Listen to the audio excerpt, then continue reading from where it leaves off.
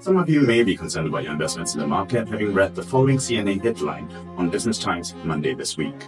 Let me start by saying this. If your investments are in a globally diversified, well-constructed portfolio like the ones we have here at GYC, then you have nothing to worry about. If you follow the news closely, you may notice that headlines the very next day were pretty different, like this one over here on Reuters on Tuesday. Now, I'm not condemning these reputable news agencies from doing their job. After all, nuanced and balanced headlines do not attract as much viewership. But making financial decisions as a response to these headlines probably isn't the best idea. Here at GYC, we like to cut through the noise for our clients. We construct our portfolios with careful consideration to risk exposure, and the past week or so of drawdowns is nothing to worry about. Our risk matrix, as well as other leading indicators in the market, all point to a low risk of recession. This tells us that the recent drawdowns that's happening currently are part of short-term volatility and not pointing to a larger economic meltdown.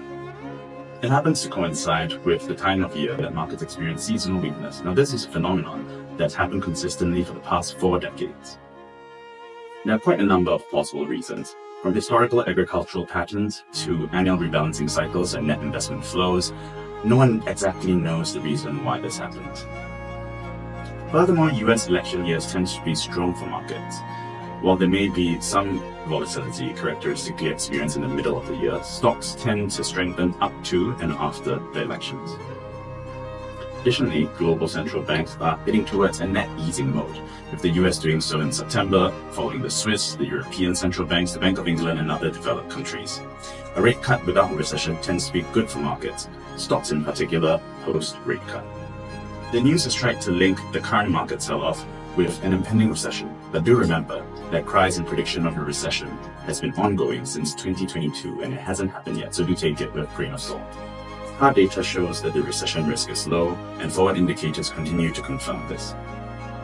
GYC clients are all holding portfolios that are built to cater for short-term shocks and poised for long-term growth.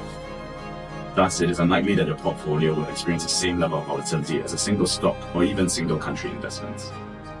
In fact, I would say the current market sell-off is healthy to let off some excessive investor optimism and to reset the ground for the continuation of the bull market rally.